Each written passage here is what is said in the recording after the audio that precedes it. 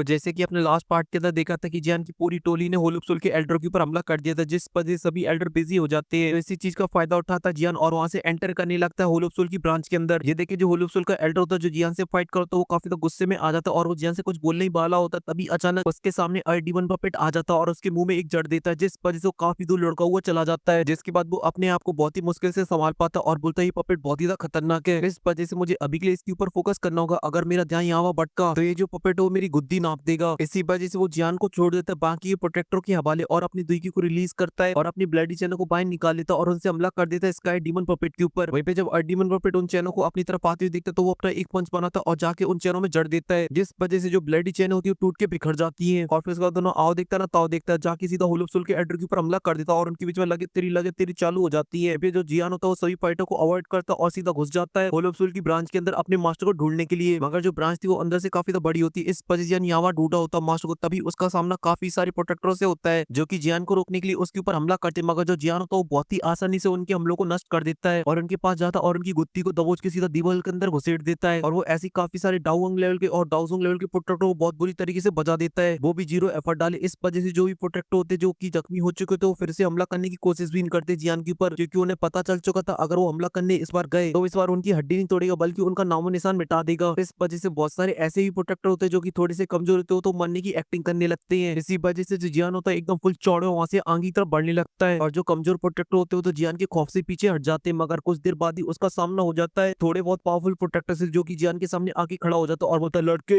तू बहुत ही बदतमीज है, आज मैं तुझे नहीं छोड़ूंगा, तेरी इतनी हिम्मत मेरे इलाके में आकर दादागिरी करेगा। जैसे उनके जियान कोई जवाब देता उससे पहले जियान के ऊपर काफी सारी ब्लडी चैनों से हमला हो जाता है। मगर जो जियान होता है वो बहुत ही आसानी से उन सभी चैनों से बच जाता है, तभी उसके ऊपर काफी सारे प्रोटेक्टर हमला कर देते हैं। मगर जियान अपनी लाइटिंग मूवमेंट की स्पीड की वजह से बहुत ही आसानी से उन सभी हमलों से बच जाता है। इस वजह से वो सभी के सभी जियान के सामने आके खड़े हो जाते हैं। वहीं पे जियान उन चारों को देखते हुए बोलता है सच में होलोसोल काफी पावरफुल सेक्शन है, क्योंकि जो डाउजिंग लेवल के प्रोटेक्टर उनका तो नंबर खत्म ही नहीं हो रहा, वो तो आई जा रही है और शायद यही रीजन है जिसकी वजह से बहुत सारी पावरफुल सेक्शन इनसे पंगा लेने की बिल्कुल नहीं सोचती। मगर अभी के लिए मुझे इन सभी प्रोटेक्टरों से डरने की कोई जरूरत नहीं है, क्योंकि ये मेरे सामने बस कीड़े के अलावा कुछ नहीं है। मगर तभी जो होलोसोल के चारों वॉरियर होते हैं वो अपने ऑरे को रिलीज कर देते हैं, जिन्हें देख के जन समझ जाता है इनकी पावर डाउजिंग लेवल के 7 या 6 स्टार के ऊपर है। मगर इस बात से जियान को कोई फर्क नहीं पड़ता। वहीं पे जो प्रोटेक्टर होते हैं उन्हें लग रहा होता है कि वो बहुत बड़ी तोप है, इस वजह से बोलते लड़के अब तू यहाँ पे घुस आया है, इस वजह से अब तू जिंदा नहीं बचेगा, आज तू हम लोगों के हाथों मरेगा। वहीं पे ये सब सुन के जियान के चेहरे पे कोई भी एक्सप्रेशन नहीं होता और वो अपने एक कदम को आगे बढ़ाता है। ये देख के वो चारों प्रोटेक्टर होते हैं वो अपनी पावर को कंबाइन करने लगते हैं और उससे बना लेते हैं अपना सबसे पावरफुल अटैक, जो कि बहुत ही बड़ा ब्लैक पाइथन था जो कि उन चारों की दुई से बना था। अभी वो चारों उस पाइथन से सीधा जियान के ऊपर हमला कर देते हैं। जैसे ही वो पाइथन आगे की तरफ मूव होता है तो उसके आसपास का जो स्पेस है तो वो भी फटने लगता है, क्योंकि उस अटैक की जो पावर होती है वो काफी ज्यादा होती है, साथ ही उसकी जो स्पीड होती है वो भी बहुत ही ज्यादा फास्ट थी। मगर इन सभी बातों से जियान को रत्ती भर भी फर्क नहीं पड़ता, उसके चेहरे पे अभी के लिए कोई भी एक्सप्रेशन नहीं होता। तभी जो जियान होता है वो अपने एक कदम को आगे बढ़ाता और बोलता कि तुम 4 नमूनों की इतनी औकात जो कि मेरे रास्ते को रोको, आज तुम मेरे हाथों से मरेगा। और ये बोलती जो जियान तो कंटिन्यू आगे बढ़ता जा रहा होता है। अभी के लिए उसने उनके अटैक की काउंटर में कोई भी अटैक नहीं बनाया था, बस वो आगे बढ़ रहा होता है एकदम बैड एस तरीके से। तभी उसकी बॉडी में से उसकी न्यू हेवली फ्लेम बाइंड निकल आती है और वो एक ड्रैगन का रूप ले लेती है जो कि 3000 बर्निंग फ्लेम की बॉडी जैसा होता है और वो जाके सीधा हमला कर देता है उस पाइथन में। और जैसे वो दोनों आपस में टकराते तो वहाँ पे एक बहुत ही बड़ा ब्लास्ट होता है, आसपास की जो जगह होती है वो टूटने लगती है और साथ ही वो चारों प्रोटेक्टर होते हैं वहां से काफी दूर पीछे खिसकी हुई चली जाती है। जो जियान होता है वो अपने कदमों को नहीं रोकता और वो आगे बढ़ता जा रहा होता है। वहीं पे वो चारों जाके एक बड़े से पत्थर से टकराते हैं, जिस वजह से उनकी हालत होती है काफी ज्यादा खराब हो जाती है और धै खून की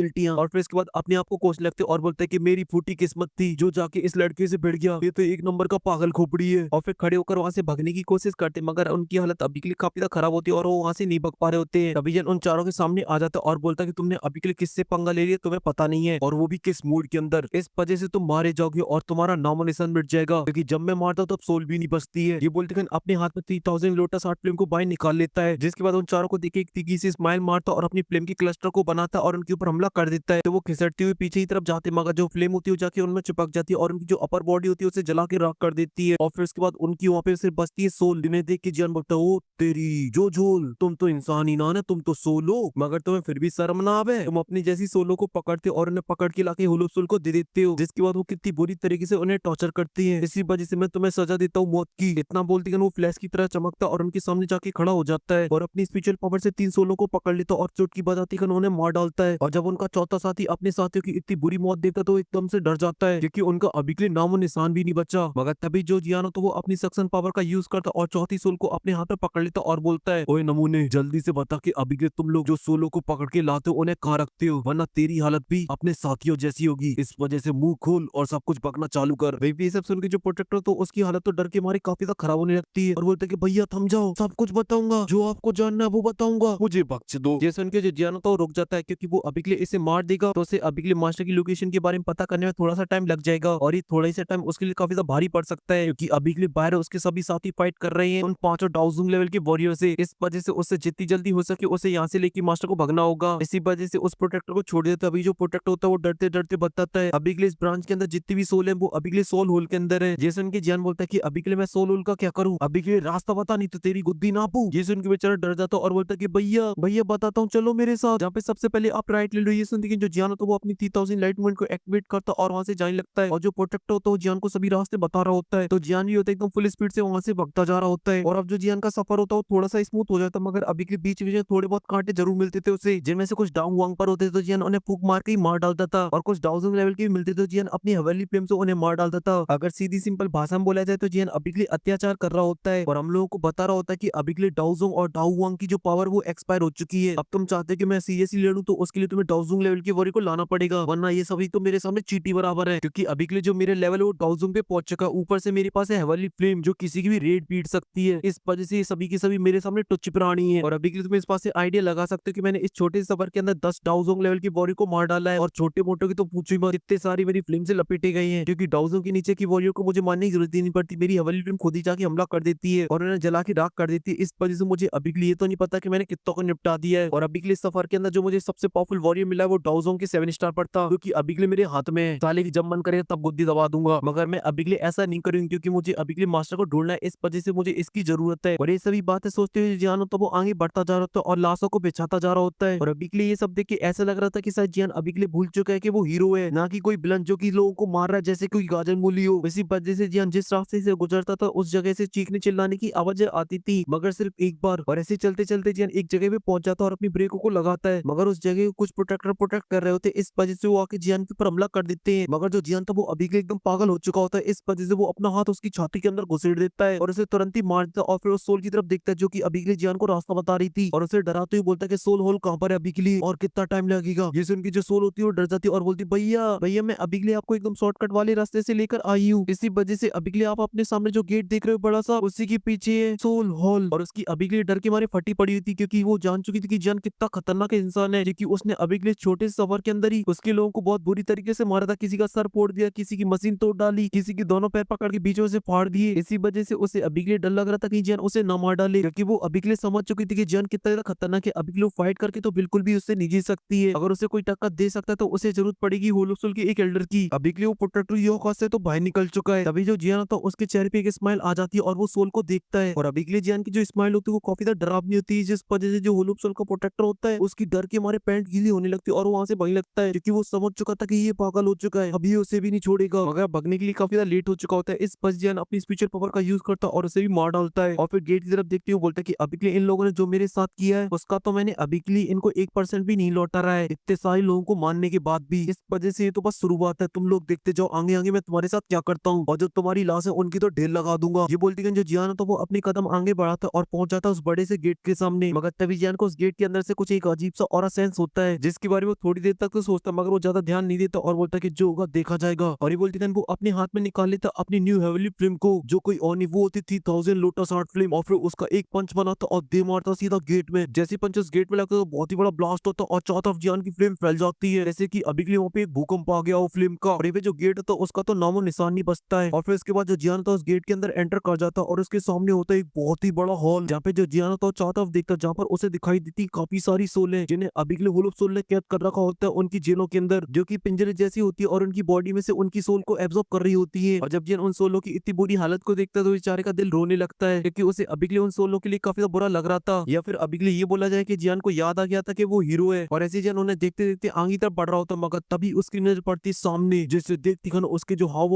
एकदम से पूरी तरीके से चेंज हो जाते हैं और उसका मुंह हो जाता है एकदम रोने जैसा। और ऐसा क्यों हो गया वो तो मुझे नहीं पता, बेचारा रो क्यों रहा है, आखिर सामने उसने ऐसा क्या देख लिया है। अगर आप लोगों को पता है तो आप लोग मुझे कमेंट के अंदर जरूर बताना क्योंकि फिलहाल के लिए इस वीडियो में सिर्फ इतनी। आपको नेक्स्ट पार्ट के अंदर देखने को मिलेगा मास्टर जियान का मिलन जो कि जियान को देखकर बोलेंगे वारे छोरे तूने तो मेरे जाने के बाद दिन दुगनी रात चौगनी तरक्की की है, क्या बात है। और अभी के लिए चलिए आपको ये वीडियो पसंद आई तो लाइक कर देना, साथ ही चैनल को भी सब्सक्राइब कर देना। मैं मिलता हूँ आपसे नेक्स्ट वीडियो में, तब तक के लिए आप सभी को बहुत सारा प्यार।